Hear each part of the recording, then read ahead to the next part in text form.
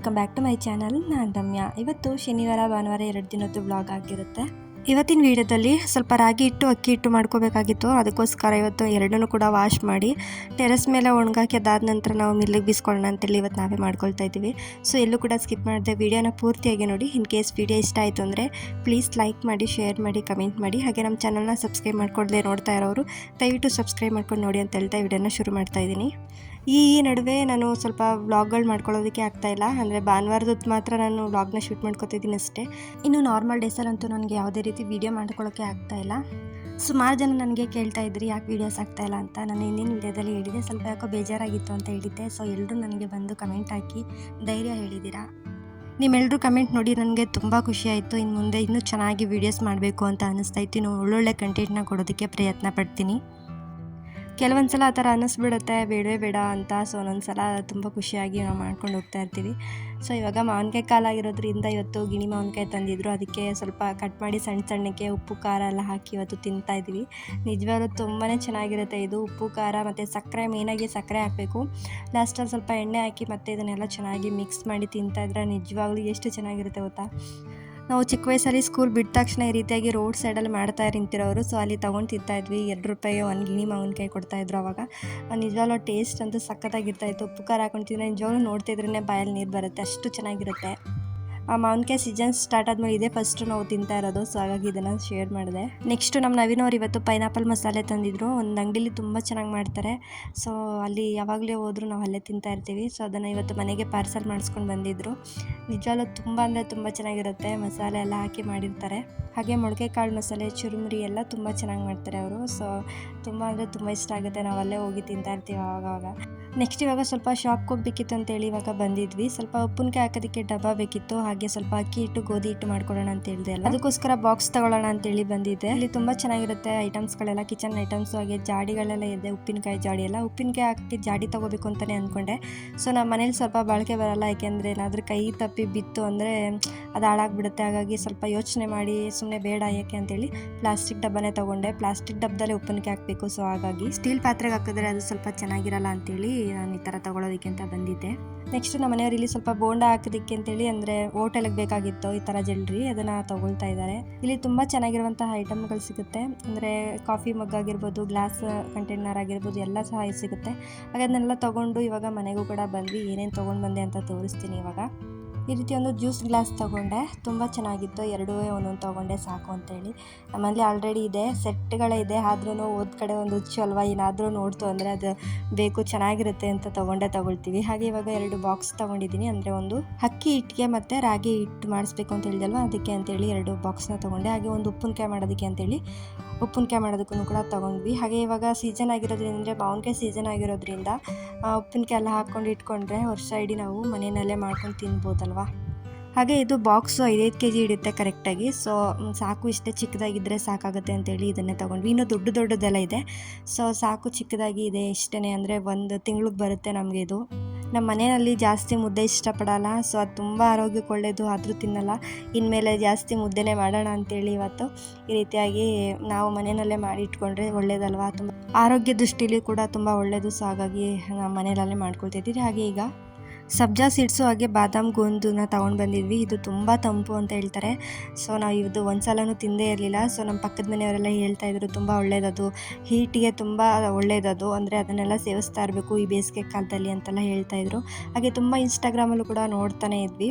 ನಮ್ಮ ಮನೆಯವರಿಗೆ ಸ್ವಲ್ಪ ಹೀಟ್ ಜಾಸ್ತಿನೇ ಇದೆ, ಅಂದರೆ ಕಣ್ಣೆಲ್ಲ ಉರಿ ಬರ್ತಾ ಇರುತ್ತೆ ಅವಾಗವಾಗ. ಅದು ಬೇಸಿಗೆ ಕಾಲ ಬೇರೆ ಅಲ್ವಾ. ಸೊ ತುಂಬ ಬಿಸಿಲಿರುತ್ತೆ. ಹಾಗಾಗಿ ಈ ರೀತಿ ಜ್ಯೂಸ್ ಮಾಡ್ಕೊಳ್ಳೋಣ ಅಂತೇಳಿ ತೊಗೊಂಡು ಬಂದಿದ್ದು. ಬಾಕ್ಸ್ ಎಲ್ಲ ನನಗೆ ತುಂಬ ಇಷ್ಟ ಆಯಿತು. ಹಾಗೆ ಜ್ಯೂಸ್ ಗ್ಲಾಸ್ ಇದೆ ಅಲ್ವಾ, ಅದನ್ನು ತುಂಬ ಇಷ್ಟ ಆಯಿತು ನನಗೆ. ಹಾಗೆ ಇವಾಗೆಲ್ಲ ಇದನ್ನು ವಾಶ್ ಮಾಡಿ ಇಟ್ಕೊಂಡ್ರೆ ನಾಳೆ ನಾವು ಅಕ್ಕಿ ಹಿಟ್ಟು, ರಾಗಿ ಹಿಟ್ಟು ಮಾಡ್ಕೊಳ್ಳೋದಕ್ಕೆ ಸರಿ ಹೋಗುತ್ತೆ ಅಂತೇಳಿ ಇವಾಗ ಎಲ್ಲನೂ ಕೂಡ ನೀಟಾಗಿ, ಅಂದರೆ ಹುಣಸೆ ಹಣ್ಣಿಂದ ಇವಾಗ ನೀಟಾಗಿ ವಾಶ್ ಮಾಡಿ ಎತ್ತಿಟ್ಕೊಳ್ತಾ ಇದ್ವಿ. ಅಂದರೆ ಏನೇ ಒಂದು ಪದಾರ್ಥ ತಂದ್ರೂ ನಾವು ಅವಾಗೆಲ್ಲ ಒಂದು ಬಿನ್ಗೆ ತೊಗೊಂಡ್ರೂ ಸಹ ಹುಣಸೆ ಹಣ್ಣು ಹಾಕಿ, ಹುಳಿ ಹಾಕಿ ಮನೆಗೆ ತೊಗೊಳ್ತಾ ಇದ್ವಿ. ಹಾಗೆ ನಾವು ಯೂಸ್ ಮಾಡ್ಕೊಳ್ಳಲ್ಲ. ಸೊ ಹಾಗಾಗಿ ಸುಮಾರು ಜನದ ಮನೆಗಳು ಇದೇ ಥರ ಇರುತ್ತೆ. ಅಂದರೆ ಹೊಸ ಇದಾದರೂ ಸಾಮಾನು ತಂದರೆ ಹೊಸದಾಗಿ ಅದನ್ನು ಹುಣಸೆ ಹಣ್ಣಿಂದ ವಾಶ್ ಮಾಡಿ ಅದ ನಂತರ ನಾವು ಉಪಯೋಗಿಸ್ಕೊಳ್ತೀವಿ. ಏನಾದರೂ ಪಾತ್ರೆಗಳಾಗಿದ್ರೂ ಅಷ್ಟೇ ನಿಂಬೆಹಣ್ಣಿಂದ ನೀಟಾಗಿ ವಾಶ್ ಮಾಡ್ಕೋಬೇಕು. ಹಾಗೆ ನಾವು ಯೂಸ್ ಮಾಡೋ ಹಾಗಿಲ್ಲ. ಹಾಗಾಗಿ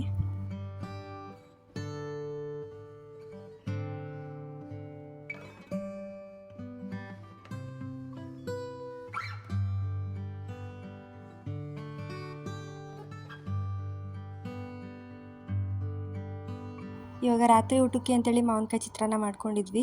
ತುಂಬ ಚೆನ್ನಾಗಿದೆ. ಸೀಸನಲ್ಲಿ ಈ ರೀತಿ ಎಲ್ಲ ಮಾಡ್ಕೊಂಡು ತಿಂತಾ ಇರಬೇಕು ಅಲ್ವಾ. ಮಾವಿನಕಾಯಿ ಸೀಸನ್ ಅಂದರೆ ಮಾವಿನಕಾಯಿ ಚಿತ್ರಾನ್ನ, ಮಾವಿನಕಾಯಿ ಹುಳಿ ಮತ್ತು ಮಾವಿನಕಾಯಿ ರಸಮ್ ಈ ಥರ ಎಲ್ಲ ಮಾಡ್ತಾನೆ ಇರ್ತಾರೆ. ನಿಜವಾಗ್ಲೂ ತುಂಬ ಚೆನ್ನಾಗಿರುತ್ತೆ. ಯಾವ ಸೀಸನಲ್ಲಿ ಏನೇನು ತಿನ್ನಬೇಕು ಅದನ್ನೆಲ್ಲ ತಿನ್ಕೊಬಿಡ್ಬೇಕು. ಬರೋ ವರ್ಷಕ್ಕೆ ಇರ್ತೀವೋ ಇಲ್ವೋ ಗೊತ್ತಿಲ್ಲ. ನಮ್ಮತ್ತೆ ಹಂಗೆ ಹೇಳ್ತಿರ್ತಾರೆ, ಯಾವುದೇ ಒಂದು ಪದಾರ್ಥಗಳು ಅಂದರೆ ಸೀಸನಲ್ಲಿ ಬರ್ತಾ ಇರುತ್ತೆ ನೋಡಿ, ತರಕಾರಿ ಆಗಿರ್ಬೋದು, ಹಣ್ಣುಗಳಾಗಿರ್ಬೋದು, ಇದನ್ನೆಲ್ಲ ನಾವು ತಿನ್ಕೊಬಿಡ್ಬೇಕು ಆ ಸೀಸನಲ್ಲಿ ಅಂತಲೇ ಹೇಳ್ತಿರ್ತಾರೆ. ಹಾಗೆ ಇದೊಂದು ತಂದಿದ್ದೆ, ಇದನ್ನು ಮರ್ತೋಗಿತ್ತು ಹೇಳೋದು, ಸೊ ಹಾಗಾಗಿ ತೋರಿಸ್ತಾ ಇದ್ದೀನಿ. ಇದು ಬೋಂಡ ವಡೆ ಎತ್ತೋದಕ್ಕೆ ಅಂತ ಬೇಕಾಗಿತ್ತು ಅಂತೇಳಿ ಜಾಲ್ರಿ ತೊಗೊಂಡ್ರು. ಹಾಗೆ ಶನಿವಾರದ ಬ್ಲಾಗ್ ಅಷ್ಟೇ. ಇವಾಗ ನೆಕ್ಸ್ಟ್ ಭಾನುವಾರ ಬೆಳಗ್ಗೆಯಿಂದ ಬ್ಲಾಗ್ನ ಶುರು ಮಾಡಿದ್ದೀನಿ. ಇವತ್ತು ಅಕ್ಕಿ ಹಿಟ್ಟು ಮತ್ತು ಗೋಧಿ ಹಿಟ್ಟು ಮಾಡ್ಕೋಬೇಕು ಅಂತ ಹೇಳಿದ್ದಲ್ವ, ಸೊ ಹಾಗಾಗಿ ಎರಡನ್ನೂ ಕೂಡ 5 kg ತರಿಸ್ಕೊಂಡಿದ್ವಿ. ಸ್ಟೋರ್ ಅಕ್ಕಿನೇ ಮನೆಯಲ್ಲೇ ಇರುತ್ತೆ ನೋಡಿ, ಆ ಅಕ್ಕಿ ಮನೆಯಲ್ಲೇ ಇರುತ್ತೆ. ರಾಗಿ ಮಾತ್ರ ಅಂಗಡಿಯಿಂದ ತರಿಸ್ಕೊಂಡಿದ್ವಿ. ಇದನ್ನು ನೀಟಾಗಿ ಚೆನ್ನಾಗಿ ವಾಶ್ ಮಾಡಿ, ಸ್ಟೋರ್ ಅಕ್ಕಿಲಿ ನಾವು ಅಕ್ಕಿ ಹಿಟ್ಟನ್ನ ಮಾಡ್ಕೊಂಡು ಅದರಲ್ಲಿ ಅಕ್ಕಿ ರೊಟ್ಟಿ ಮತ್ತು ಚಕ್ಲಿ ಎಲ್ಲ ಮಾಡ್ಕೊಳ್ಳೋದಕ್ಕೆ ತುಂಬ ಚೆನ್ನಾಗಿರುತ್ತೆ. ತುಂಬ ಡಸ್ಟ್ ಇರುತ್ತೆ. ಹಾಗಾಗಿ ಒಂದು 5ರಿಂದ 6 ಸಲನಾದರೂ ವಾಶ್ ಮಾಡಿ ಇದನ್ನು ನೀಟಾಗಿ ಸೋದಿಸ್ಕೊಂಡು ಅದಾದಮೇಲೆ ಬಿಸಿಲಿಗೆ ಒಣಗಾಕೊಳ್ಳೋಣ ಅಂತೇಳಿ ಇವತ್ತು ಮಾಡ್ಕೊಳ್ತಾ ಇದ್ದೀವಿ. ಇವತ್ತು ಭಾನುವಾರ ಆಗಿರೋದ್ರಿಂದ ಅಂದರೆ ತರಕಾರಿ ಎಲ್ಲ ತಂದಿರ್ತಾರೆ, ಇದನ್ನೆಲ್ಲ ಮನೆಯಲ್ಲೇ ಅವರು ಕ್ಲೀನ್ ಮಾಡ್ಕೊಳ್ತಾ ಇರ್ತಾರೆ. ಇನ್ನು ಇವತ್ತಿನ ಅಡುಗೆ ನನ್ನ ಮೈದಾ ಮತ್ತು ನನ್ನ ತಂಗಿದೆ. ಸೊ ಇವತ್ತು ಏನು ಮಾಡಿದ್ದಾರೆ ಅಂತ ಆಮೇಲೆ ಹೇಳ್ತೀನಿ. ಇಬ್ಬರೇ ಸೇರ್ಕೊಂಡು ಇವತ್ತು ಟಿಫನ್ಗೆ ರೆಡಿ ಮಾಡ್ತಾ ಇದ್ದಾರೆ. ಈ ಕಡೆ ನಾನು ನನ್ನ ಮಗಳು ಅಕ್ಕಿನೆಲ್ಲ ಒಣಗಾಕೋಕ್ಕೆ ಅಂತೇಳಿ ಇವಾಗ ಬಂದಿದ್ದೀವಿ ಟೆರೆಸ್ ಮೇಲೆ. ಅವಳು ತುಂಬ ಹೆಲ್ಪ್ ಮಾಡ್ತೀನಿ ಅಂತ ಅವಳ ಕೈಲಿ ಆಗದೆ ಇದ್ರೂ ಎತ್ಕೊಂಡು ಮಾಡ್ತಾ ಇದ್ದಾಳೆ ನೋಡಿ. ಹೇಳಿದ್ರೂ ಕೇಳಲ್ಲ, ನಾನೇ ಮಾಡ್ತೀನಿ ಅಂತ ಹೇಳ್ತಿರ್ತಾಳೆ. ಇವಾಗ ಎಲ್ಲ ನೀಟಾಗಿ ಇದು ವಾಶ್ ಮಾಡಿ ಸೋದಿಸೋದು ಪಾತ್ರೆಯಲ್ಲಿ ಹಾಕೊಂಡಿದ್ದೀವಿ. ತುಂಬ ಬಿಸಿಲಿತ್ತು, ಹಾಗಾಗಿ ಇವತ್ತೇ ಮಾಡ್ಕೊಬಿಡೋಣ. ಹಿಂಗಿದ್ರು ಭಾನುವಾರದತ್ತು ಫ್ರೀ ಇರ್ತೀವಿ ಅಲ್ವಾ, ಏನು ಕೆಲಸ ಇರಲ್ಲ. ಸೊ ಹಾಗಾಗಿ ಇಂಥ ಕೆಲಸಗಳನ್ನ ನಾವು ಭಾನುವಾರನೇ ಮಾಡ್ಕೊಳ್ಳೋದು ಬೆಸ್ಟು ಅಂತೇಳಿ ಇವತ್ತು ಅಕ್ಕಿ ಮತ್ತು ರಾಗಿನ ನೀಟಾಗಿ ವಾಶ್ ಮಾಡಿ ಇವಾಗ ಹಾಕ್ಕೊಳ್ತಾ ಇದ್ದೀವಿ. ಆರೋಗ್ಯದ ದೃಷ್ಟಿಲಿ ಇದು ಒಳ್ಳೆಯದೇ ಅಲ್ವಾ. ಸೊ ಸ್ವಲ್ಪ ಕಷ್ಟ ಆಗ್ಬೋದು ಅಂದ್ರೆಲ್ಲ ವಾಶ್ ಮಾಡಿ ಇದನ್ನೆಲ್ಲ ಒಣಗಿಸಿ ಮತ್ತೆ ಹಿಟ್ಟು ಮಾಡೋದು ತುಂಬ ಕಷ್ಟ ಅಂತ ಅನ್ನಿಸ್ಬೋದು. ಆದರೆ ಆರೋಗ್ಯ ದೃಷ್ಟಿಲಿ ಈ ರೀತಿ ಎಲ್ಲ ಮಾಡ್ಕೊಂಡು ತಿಂದರೆ ಒಳ್ಳೇದಲ್ವಾ. ತುಂಬ ಡಸ್ಟ್ಗಳಿರ್ತವೆ, ಅದನ್ನೇ ನಾವು ಹೊಟ್ಟೆಗೆ ಸೇರಿಸೋದ್ರಿಂದ ತುಂಬಾ ತೊಂದರೆ ಆಗುತ್ತೆ.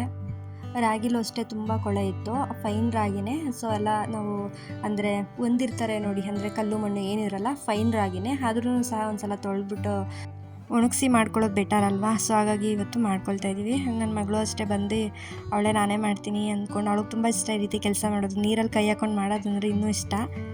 ನೋಡಿ ಎಷ್ಟು ಡಸ್ಟ್ ಬರ್ತಿದೆ. ಅಂದರೆ ನಾವು ನೀಟಾಗಿ ಈ ರೀತಿ ಕ್ಲೀನ್ ಮಾಡ್ಕೊಂಡು ತಿಂದರೆ ತುಂಬ ಆರೋಗ್ಯಕ್ಕೂ ಒಳ್ಳೇದಲ್ವ. ಸೊ ಹಾಗಾಗಿ ಇನ್ಮೇಲೆ ನನಗಂತೂ ಎಷ್ಟೇ ರಿಸ್ಕ್ ಆದರೂ ಪರವಾಗಿಲ್ಲ, ಈ ರೀತಿ ವಾಶ್ ಮಾಡಿ ಒಣಗಾಕಿ ಅದಾದ ನಂತರನೇ ಹಿಟ್ಟು ಮಾಡಿಸ್ಕೊಳ್ಳೋಣ ಅಂಥೇಳಿ ಈ ಥರ ನನಗೂ ಅನ್ನಿಸ್ತು. ನೋಡ್ತಾ ಇರ್ಬೋದು ಎಷ್ಟು ಧೂಳಿದೆ. ನಾವು ಇಷ್ಟು ದಿನ ಅಂಗಡಿಯಿಂದನೇ ತಂದು ತಿಂತಾ ಇದ್ದಿದ್ದು, ಬಟ್ ಈ ಸಲ ಈ ರೀತಿ ಮಾಡ್ಕೊಳ್ಳೋಣ ಅಂತೇಳಿ ಮಾಡ್ಕೊಂಡ್ವಿ. ಹಾಗೆ ಬಿಸಿಲು ತುಂಬ ಇದೆ ಅಲ್ವಾ, ಸೊ ಈ ಥರ ಎಲ್ಲ ಮಾಡ್ಕೊಳ್ಳೋದಕ್ಕೆ ಇದು ಬೆಸ್ಟು. ಬೇಗನೆ ಒಣಗೋಗ್ಬಿಡುತ್ತೆ ತುಂಬ ಬಿಸಿಲಿರೋದ್ರಿಂದ.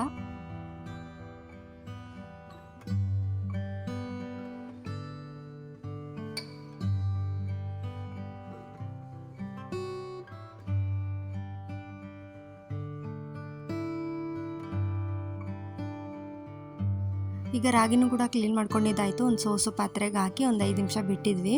ಅದೆಲ್ಲ ಸೋರಾದ್ಮೇಲೆ ಸ್ವಲ್ಪ ಒಣಗಾಕೊಳ್ಳೋಣ ಅಂತೇಳಿ. ನಾನು ಲಾಸ್ಟ್ ವಿಡಿಯೋದಲ್ಲಿ ಹೇಳಿದ್ದೆ, ಅಂದರೆ ಯೂಟ್ಯೂಬ್ ನಮ್ಮಂಥವ್ರಿಗಲ್ಲ ಅಂತೇಳಿ ತುಂಬ ಬೇಜಾರಾಗಿತ್ತು ಅಂತ. ಸೊ ತುಂಬ ಜನ ನನಗೆ ಕಮೆಂಟ್ ಮಾಡಿ ಧೈರ್ಯ ಹೇಳಿದ್ದೀರಾ. ನನಗೆ ಯಾಕೆ ಹಂಗೆ ಅನ್ನಿಸ್ತು ಅಂತ ಹೇಳಿದ್ರೆ, ಅಂದರೆ ನಮಗಿಂತ ಚೆನ್ನಾಗಿ ಮಾಡೋರೆಲ್ಲ ಇರ್ತಾರೆ, ಇನ್ನು ನಮ್ದು ಯಾರು ನೋಡ್ತಾರೆ ವೀಡಿಯೋಸು. ಆದರೆ ಇಷ್ಟೆಲ್ಲ ಕಷ್ಟಪಟ್ಟು ಮಾಡಿದ್ರೂ ವ್ಯೂಸ್ ಬರೋಲ್ಲ ಅಂತೆಲ್ಲ ಅನ್ನಿಸ್ತಾ ಇರುತ್ತೆ. ಬಟ್ ಅಂದರೆ ಇದರಿಂದ ದುಡ್ಕೊಂಡು ತಿನ್ನಬೇಕು ಅಂತ ಏನೂ ಇಲ್ಲ, ಒಂದು ಖುಷಿಗೋಸ್ಕರ ಮಾಡ್ತೀವಿ ಅಷ್ಟೇ. ನಮಗೂ ಒಂಥರ ಚೇಂಜಸ್ ಇರಲಿ ಅಂತೇಳಿ ಅಷ್ಟೇ. ದುಡ್ಡು ಬರೋದು ಸೆಕೆಂಡು, ಬಟ್ ಜನರ ಪ್ರೀತಿ ಗಳಿಸೋದು ತುಂಬ ಮುಖ್ಯ ಅಲ್ವಾ. ಸೊ ಹಾಗಾಗಿ ಆ ಥರ ಹೇಳಿದೆ ಅಷ್ಟೇ. ನೀವು ಯಾರಾದರೂ ಯೂಟ್ಯೂಬ್ ಮಾಡ್ತಾಯಿದ್ರೆ, ಹಾಗೆ ಯೂಟ್ಯೂಬ್ ಮಾಡಬೇಕು ಅಂತ ಅಂದ್ಕೊಂಡಿದ್ರೆ ಖಂಡಿತವಾಗ್ಲೂ ಯೂಟ್ಯೂಬ್ ಮಾಡಿ. ಅಂದರೆ ಒಂದಲ್ಲ ಒಂದಿನ ಸಿಕ್ಕೇ. ಒಂದೊಳ್ಳೆ ವಿಷಯದ ಮೇಲೆ ನೀವು ವೀಡಿಯೋಸ್ನ ಮಾಡೋದಕ್ಕೆ ಶುರು ಮಾಡಿ. ಅಂದರೆ ಸ್ಟಾರ್ಟಿಂಗೇ ನಮಗೆ ಯಶಸ್ಸು ಸಿಕ್ಕುತ್ತೆ ಅಂತ ಹೇಳೋಕ್ಕಾಗಲ್ಲ. ಅದೆಲ್ಲ ಒಂದು ಲಕ್ಕು. 1 ವರ್ಷ ಆದರೂ ಆಗ್ಬೋದು, 2 ವರ್ಷ ಆದರೂ ಆಗ್ಬೋದು. ಸೊ ನಾವು ಮೆಟ್ಲನ್ನ ಹಂತವಾಗಿ ತಾನೇ ಹತ್ತಬೇಕು, ಒಂದೇ ಸಲ ಹತ್ತಕ್ಕಾಗಲ್ಲಲ್ವ. ಸ್ವಲ್ಪ ತಾಳ್ಮೆಯಿಂದ ಇದ್ದರೆ ಖಂಡಿತ ಒಂದಲ್ಲ ಒಂದಿನ ಯಶಸ್ಸು ಸಿಕ್ಕುತ್ತೆ. ಸುಮಾರು ಚಾನಲ್ಗಳನ್ನ ನಾನು ನೋಡಿದ್ದೀನಿ, ತುಂಬ ವರ್ಷಗಳಿಂದನೇ ಮಾಡ್ಕೊಂಡು ಬರ್ತಾ ಇರ್ತಾರೆ. ಅಂದರೆ ಒಳ್ಳೊಳ್ಳೆ ಕಂಟೆಂಟ್ ಕೊಡ್ತಿರ್ತಾರೆ, ಆದ್ರೂ ಸಹ ಅವ್ರ ವಿಡಿಯೋ ವೈರಲ್ ಆಗಿರಲ್ಲ. ಯಾಕೆ ಅಂತ ಗೊತ್ತಿಲ್ಲ. ಸೊ ಅದನ್ನೆಲ್ಲ ನೋಡಿದ್ರೆ ನಮಗೆ ಒಂಥರ ಬೇಜಾರಾಗುತ್ತೆ.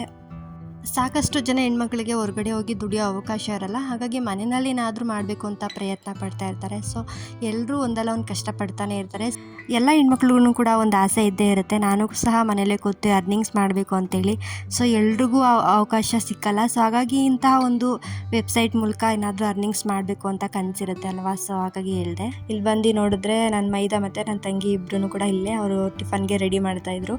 ಇವತ್ತು ನನ್ನ ಮೈದಾ ನನ್ನ ತಂಗಿ ಇಬ್ಬರು ಸೇರ್ಕೊಂಡು ಮಾಡಿರೋದು ಪರೋಟ ಪರೋಟ ಮತ್ತು ಚಿಕನ್ ಗ್ರೇವಿ ಮಾಡಿದ್ರು. ನಿಜವಾಗ್ಲೂ ಸಖತ್ತಾಗಿತ್ತು ಪರೋಟ ಮತ್ತು ಚಿಕನ್ ಗ್ರೇವಿ. ತುಂಬ ಖುಷಿ ಆಯಿತು ತಿಂದು. ನಾವು 2 ಚಪಾತಿ ತಿಂತಿದ್ದು 3 ಚಪಾತಿ ತಿಂದ್ವಿ. ಸೊ ಹಾಗೆ ತಿನ್ಕೊಂಡು ಇವಾಗ ಒಂದು ಸುದೀಪ್ದು ಮೂವಿ ಹಾಕಿದ್ರು, ಅಂದರೆ RR ಮೂವಿ. ನಿಜವಾಗ್ಲೂ ತುಂಬ ಭಯಂಕರವಾಗಿತ್ತು. ಈ ಮೂವಿ ನೋಡೇ ಇರಲಿಲ್ಲ, ನಮಗೆ ಶಾಕ್ ಆಯಿತು ಈ ಮೂವಿ ಯಾವಾಗ ಹಾಕಿದ್ರು ಅಂತ ಹೇಳಿ. ಸೊ ನಾವು ನೋಡಿ ಸ್ವಲ್ಪ ಹೊತ್ತು ಎಲ್ರೂ, ಮತ್ತು ಮಧ್ಯಾಹ್ನ ಸ್ವಲ್ಪ ಎಲ್ಲ ಒಣಗಿರುತ್ತೆ, ಮಧ್ಯಾಹ್ನ ಮೇಲೆ ಹೋಗಿ ಬೀಸ್ಕೊಂಡು ಬರೋಣ ಅಂತೇಳಿ ಇವಾಗ ಟಿ ವಿ ನೋಡ್ಕೊಂಡು ಕೂತ್ಕೊಂಡಿದ್ದೀವಿ.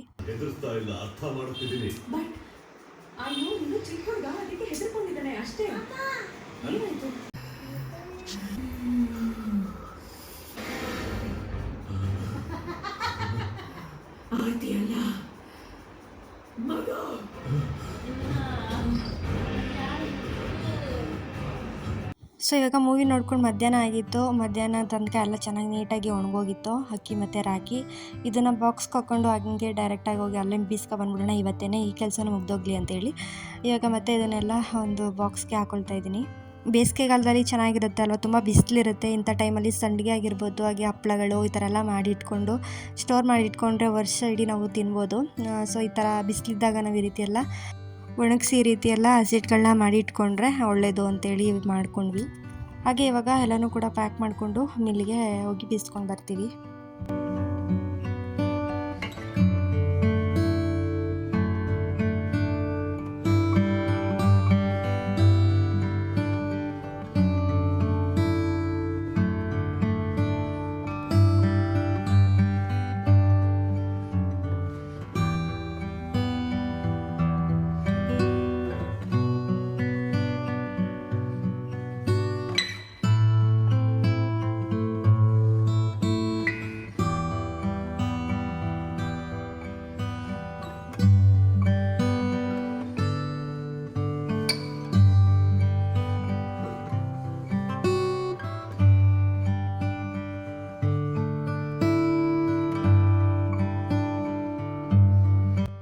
ಇವಾಗ ಮಿಲ್ಗೋಗಿ ಬೀಸ್ಕೊಂಡು ಬಂದಿದ್ದಾಯಿತು. ತುಂಬ ಚೆನ್ನಾಗಿದೆ, ಅಂದರೆ ತುಂಬ ನುಣ್ಣಗಾಗಿತ್ತು. ಅಂದರೆ ಈ ರೀತಿ ಒಣಗಿದರೆ ಮಾತ್ರ ಈ ಥರ ಆಗೋದು, ಬೇಗ ಚೆನ್ನಾಗಿ ಒಣಗೋದು. ಅಂದರೆ ಬಿಸಿಲು ತುಂಬ ಇತ್ತು, ಹಾಗಾಗಿ ಅಕ್ಕಿ ಹಿಟ್ಟು ಅಷ್ಟೇ ತುಂಬ ಚೆನ್ನಾಗಾಗಿತ್ತು. ರಾಗಿ ಹಿಟ್ಟು ತುಂಬ ಚೆನ್ನಾಗಿತ್ತು. ಇನ್ಮೇಲೆ ಅಕ್ಕಿ ರೊಟ್ಟಿ, ರಾಗಿ ದೋಸೆ, ರಾಗಿ ಮುದ್ದೆ ಈ ರೀತಿ ಮಾಡ್ಕೊಂಡು ತಿನ್ಬೋದು. ಸೊ ನೆಕ್ಸ್ಟ್ ಇವಾಗ ಇಲ್ಲಿ ಮುಗಿಸಿ ಸ್ವಲ್ಪ ಮನಿ ಪ್ಲಾಂಟ್ ತರಬೇಕು ಅಂತೇಳಿ ಮತ್ತೆ ಇವಾಗ ಹೊರಗಡೆ ಬಂದ್ವಿ. ಇಲ್ಲಿ ಸಾಕಷ್ಟು ಗಿಡಗಳಿದ್ದಾವೆ, ಅಂದರೆ ಶೋ ಗಿಡವಂಥದ್ದೆಲ್ಲ ತುಂಬ ಚೆನ್ನಾಗಿದ್ವು. ಮನಿ ಪ್ಲ್ಯಾಂಟ್ ಕೂಡ ನೋಡ್ತಾ ಇದ್ದೀವಿ. ಅಂದರೆ ಮನಿ ಪ್ಲ್ಯಾಂಟ್ ನೋಡಿದೆ ಏನು ಅಷ್ಟೊಂದು ಇಷ್ಟ ಆಗಲಿಲ್ಲ, ಆದರೂ ಇನ್ನೇನು ಮಾಡೋದು ಬರೋದು ಬಂದಿದ್ದೀವಿ. ಮತ್ತು ಇನ್ನೆಲ್ಲಿ ಹುಡ್ಕೋದು ಅಂತೇಳಿ ಇಲ್ಲೇ ತೊಗೊಂಡೆ. ಮನೆಯಲ್ಲಿ ಮನಿ ಪ್ಲ್ಯಾಂಟ್ ಬೆಳೆದ್ರೆ ತುಂಬ ಒಳ್ಳೆಯದು ಅಂತ ಹೇಳ್ತಾರೆ. ಸೊ ಹಾಗಾಗಿ ನಾವು ಕೂಡ ಇಡೋಣ ಅಂತೇಳಿ ಇವಾಗ ತೊಗೊಳೋದಕ್ಕೆ ಅಂತ ಬಂದಿದ್ವಿ. ಬಟ್ ಯಾವುದೂ ಅಷ್ಟೊಂದು ಇಷ್ಟ ಆಗಲಿಲ್ಲ, ಆದರೂ ಇರಲಿ ಅಂತ ಒಂದು ಗಿಡ ಮಾತ್ರ ತೊಗೊಂಡ್ವಿ. ನೋಡೋಣ ಚೆನ್ನಾಗಿ ಬಂದರೆ ಮತ್ತೆ ಬೇರೆ ಬಂದು ತೊಗೊಳ್ಳೋಣ ಅಂತೇಳಿ. ಅಂದರೆ ನಮ್ಮದು ಹೋಟೆಲ್ ಕೆಲಸ ಆಗಿರೋದ್ರಿಂದ ಎಲ್ಲನೂ ಕೂಡ ಮೇಂಟೈನ್ ಮಾಡೋದಕ್ಕಾಗಲ್ಲ. ನಮಗೂ ಗಿಡಗಳನ್ನ ಸಾಕಬೇಕು ಅಂತ ತುಂಬ ಅಂದರೆ ತುಂಬ ಇಷ್ಟ. ಆದರೆ ಏನು ಮಾಡೋದು, ಅಂದರೆ ಅದಕ್ಕೆಲ್ಲ ಟೈಮ್ ಕೊಡಬೇಕು, ಅದನ್ನು ನೀಟಾಗಿ ಮೇಂಟೈನ್ ಮಾಡಿದ್ರೆ ಮಾತ್ರ ಗಿಡಗಳು ಚೆನ್ನಾಗಿ ಬರೋದು. ಸೊ ನನ್ನ ಮಗಳು ಅಷ್ಟೇ ರೋಸ್ ಗಿಡ ತೊಗೊಳ್ಳೋಣ ಅಂತ ಹೇಳ್ತಾ ಇದ್ಲು.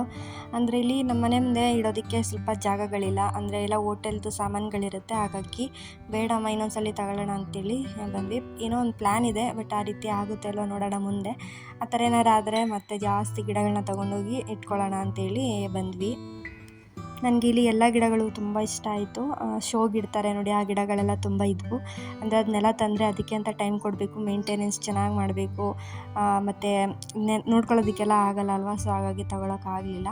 ಇದೊಂದು ಮನಿ ಪ್ಲ್ಯಾಂಟ್ ಮಾತ್ರ ತೊಗೊಳ್ಳೋಣ ಅಂತೇಳಿ, ಯಾಕೋ ಎಲೆಗಳು ಸ್ವಲ್ಪ ಚೆನ್ನಾಗಿರಲಿಲ್ಲ, ಹಾಗಾಗಿ ಇಷ್ಟ ಆಗಲಿಲ್ಲ. ಆದರೂ ಇನ್ನೇನು ಮಾಡೋದು ಅಂತೇಳಿ ಒಂದೇ ಒಂದು ತಗೊಂಡೆ. ಹಾಗೆ ನನ್ನ ಮಗಳು ಇಲ್ಲಿ ಪಿಂಕ್ ಕಲರ್ ರೋಸ್ ಇದೆ ನೋಡಿ, ತುಂಬ ಚೆನ್ನಾಗಿತ್ತು, ತುಂಬ ಕ್ಯೂಟಾಗಿ. ಇದನ್ನು ತಗೊಳ್ಳೋಣ ಅಂತ ಹೇಳಿದ್ಲು. ಬಟ್ ಅಂದರೆ ಇಲ್ಲಿ ಮಾತ್ರ ರೋಸ್ ಬಿಡುತ್ತೆ, ಮನೆಗೆ ಹೋದರೆ ಅದು ಬಿಡೋದಿಲ್ಲ. ಸೊ ಹಾಗಾಗಿ ಮನೆ ಹತ್ರನೇ ಯಾರಾದರೂ ಕಡ್ಡಿ ಹಾಕಿರ್ತಾರೆ ಅಲ್ವಾ, ಅಂಥವ್ರ ಹತ್ರ ಇಸ್ಕೊಂಡೋಗಿ ನಾವು ಹಾಕೊಳ್ಳೋಣ ಬಮ್ಮ ಅಂತೇಳಿ ಹಾಗೆ ಕರ್ಕೊಂಡು ಹೋದೆ. ಅಂದರೆ ಇಲ್ಲಿ ಯಾವ ಥರ ಬೆಳೆಸ್ತಾರೆ ಅಂತ ಗೊತ್ತಿಲ್ಲ. ಅಂದರೆ ರೋಸ್ಗಳು ಬಿಟ್ಟಿರುತ್ತೆ, ಮನೆಗೆ ಹೋಗಿ ನಾವು ಗಿಡ ಹಾಕಿರ್ತೀವಿ ನೋಡಿ, ಅಲ್ಲಿ ರೋಸೇ ಬಿಡೋದಿಲ್ಲ, ಸುಮ್ಮನೆ ಗಿಡ ಬೆಳೀತಾ ಇರುತ್ತೆ ಅಷ್ಟೇ.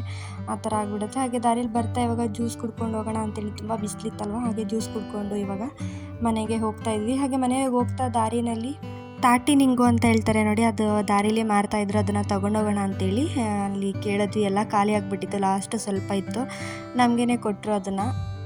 ನಾವು ಅದನ್ನು ಪನಾನಂಗು ಅಂತ ಹೇಳ್ತಾ ಇದ್ವಿ. ಆದರೆ ಇದು ತಾಟಿಲಿಂಗು ಅಂತ ಯಾಕೆ ಕರೀತಾರೆ ಅಂತ ಗೊತ್ತಿಲ್ಲ, ಇದ್ರ ನೇಮ್ ಏನು ಅಂತಲೂ ಸರಿಯಾಗಿ ಗೊತ್ತಿಲ್ಲ. ಒಬ್ಬೊಬ್ಬರು ಒಂದೊಂದು ಥರ ಹೇಳ್ತಾರೆ. ಆದರೆ ನಮಗೆ ಇಲ್ಲಿ ಸಿಗಲಿಲ್ಲ, ಲಾಸ್ಟ್ ಇತ್ತು. ಸೊ ಅವರು ಫ್ರೀಯಾಗಿಯೇ ತೊಗೊಂಡೋಗಿ ಅಂತ ಹೇಳಿ ಕೊಟ್ಟರು. ಅದನ್ನು ನೀಟಾಗಿಯೂ ಕೂಡ ಕಟ್ ಮಾಡಿಕೊಡ್ಲಿಲ್ಲ ಅವರು, ಅಂದರೆ ಒಳಗಡೆ ಇರುತ್ತೆ ನೋಡಿ ಆ ಥರ. ಈ ರೀತಿ ಆದರೆ ತಿನ್ನೋದಕ್ಕೂ ಕೂಡ ಕಷ್ಟ ಆಗುತ್ತೆ, ಅಂದರೆ ನಮ್ಮ ಹತ್ರ ಅಷ್ಟು ಶಾರ್ಪಾಗಿರುವಂಥ ಮಚ್ಚು ಕೂಡ ಇಲ್ಲ.